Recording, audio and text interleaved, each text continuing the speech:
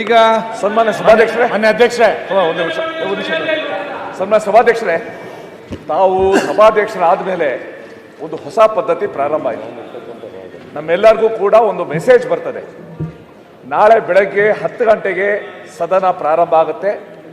ತಾವೆಲ್ಲರೂ 9:15ಗೆ ಉಪಸ್ಥಿತರಿರಬೇಕೆಂದು ಸಭಾಧ್ಯಕ್ಷರಿಂದ ನಿರ್ದೇಶಕರಾಗಿದ್ದೇನೆ ಅಂತ ಪ್ರತಿ ಸಲ ಮೆಸೇಜ್ ಬರುತ್ತೆ. ನಾವು 9:15 ಬಂದು ಈಗ 11 ಗಂಟೆ 10 ನಿಮಿಷ. ನಾವೇ ನಮ್ಮ ಟೈಮ್ಗೆ ಮರ್ಯಾದೆ ಕೊಡದೇ ಇದ್ರೆ ಇನ್ನು ರಾಜ್ಯ ಏನು ಕೊಡುತ್ತೆ? ಓಕೆ, ಈಗ ಹೇಳಿದಿರಲ್ಲ, ಅಲ್ಲ ಅದು ಕೂತ್ರ ಹೇಳಿದಿರಲ್ಲ. ಇವತ್ತು ಉತ್ತರ ಕೊಡಬೇಕಾದ ಒಬ್ರು ಸಚಿವರಿಲ್ಲ. ಆಯ್ತು, ಮುಖ್ಯಮಂತ್ರಿಗಳಿಲ್ಲ, ಉಪಮುಖ್ಯಮಂತ್ರಿಗಳಿಲ್ಲ, ಗೃಹ ಸಚಿವರಿಲ್ಲ, ಅಬಕಾರಿ ಸಚಿವರಿಲ್ಲ, ಸಣ್ಣ ನೀರಾವರಿ ಸಚಿವರಿಲ್ಲ. 9:15 ನಂಬರ್ ಕೇಳಿದ್ರಿ, ನಾವ್ಯಾಕೆ ಮುಂಚೆ ಬರ್ಬೇಕು? ಓಕೆ, ಅಥವಾ ನಿಮಗೆ ನಿಮ್ಮ ಮಾತು ಬಗ್ಗೆ ವಿಶ್ವಾಸ ಇಲ್ವಾ? ನಮಗೆ ಡೈರೆಕ್ಷನ್ ಕೊಟ್ಟು ನಾವು ಇಲ್ಲಿ ಬಂದು 9:15 ಏನ್ ಸಾಧಿಸುದು? ಅಧ್ಯಕ್ಷೆ ಏನಂತಂದ್ರೆ ನಿಮ್ಗೆ ಎಲ್ಲ ಗೊತ್ತಿದ್ದು, ಈಗ ಅಲ್ಲಿ ನಿಂತು ನಿಮ್ಗೆ ಕೇಳಿದ್ರೆ ಆಗ್ತದೆ. ಈಗ ಅಧ್ಯಕ್ಷರೇ, ಅಲ್ಲ ನಂಗೆ ಗೊತ್ತಾ ಸಭಾಧ್ಯಕ್ಷರೇ, ಅಲ್ಲ ನಂಗೆ ಒಂದು ನೆನಪು ಬರೋದು, ಒಂದು ಊರಿಗೆ ರೈಲು ದಿವಸ ನಿಧಾನಕ್ಕೆ ಬರ್ತಾ ಇತ್ತಂತೆ. 1 ಗಂಟೆ 2 ಗಂಟೆ 3 ಗಂಟೆ ಜನ ಟೈಮ್ ನೋಡೋದೇ ಬಿಟ್ಬಿಟ್ರು. ಆಫ್ಟರ್ ಎ ಲಾಂಗ್ ಪೀರಿಯಡ್ ಒಂದು ದಿವಸ ಕರೆಕ್ಟ್ ಆಗಿ ಬಹುತೇಕ ಸಚಿವರು ಬಂದಿದ್ದಾರೆ.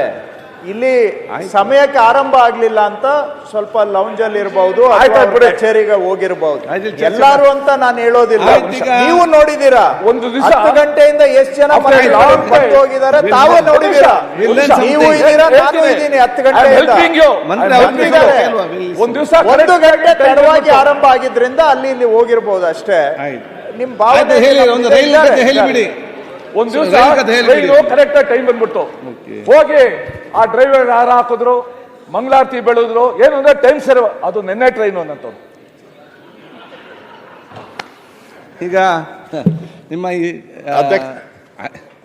ಸುಮಾರು ಹೇಳಿರೋದ್ರಲ್ಲಿ ನಾವು ಸೇರ್ತೀವಿ. ನಾವೆಲ್ಲ ಬೆಳಗ್ಗೆ ಎದ್ದು ತಿಂಡಿ ತಿನ್ನಕ್ ಓಡೋಡಿ ಬಂದ್ರಿ. ನಾವು ನಾನು ಎಷ್ಟೊತ್ತು ಬಂದೆ? 9:15 9:15 ಇಲ್ಲಿದ್ದೆ ನಾನು. ಮತ್ತೆ ಪ್ರೊಟೆಸ್ಟ್ ಅಂತ ಹೇಳಿದ್ರೆ ನೀವು ಲೇಟ್ ಆಗಿ ಬರ್ತಾ ಅಂತ ಹೇಳಿ ನೀವು ಕೇಳಲಿಲ್ಲಲ್ಲ ನಮ್ಮ ಪ್ರೊಟೆಸ್ಟ್. ನೀವು ಇವತ್ತೆಲ್ಲ ಆಡಳಿತ ಅಧ್ಯಕ್ಷರೇ, ನೀವು ಇವತ್ತು ಸ್ವಲ್ಪ ಅವ್ರ ಕಡೆ ವಾಲ್ದಂಗಿದ್ದೀರಾ. ಇಲ್ಲ ನೋಡಿ, ನಮ್ಮನ್ನ ಪ್ರೊಟೆಸ್ಟ್ ಹೋಗಕ್ಕೂ ಬಿಡ್ತಾ ಇಲ್ಲ, ಇಲ್ಲೇ ನಿಲುವಳಿ ಮಣ್ಣೆ ಮಾಡಕ್ಕೂ ಬಿಡ್ತಾ ಇಲ್ಲ.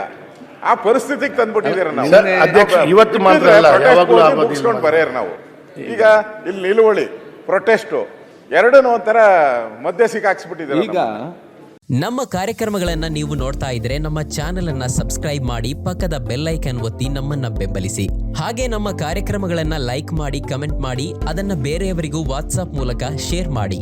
ನೀವು ಹೀಗೆ ಮಾಡಿದಾಗ ನಮ್ಮ ಚಾನೆಲ್ ಮತ್ತಷ್ಟು ಜನರಿಗೆ ತಲುಪಲು ನೀವು ನಮ್ಮೊಂದಿಗೆ ಸಹಕರಿಸಿದ ಹಾಗಾಗುತ್ತೆ. ಇದು ನೀವು ಯಾವುದೇ ಖರ್ಚಿಲ್ಲದೆ ಕೆಲವೇ ಸೆಕೆಂಡುಗಳಲ್ಲಿ ನೀಡಬಹುದಾದ ಸಹಕಾರ. ಧನ್ಯವಾದಗಳು.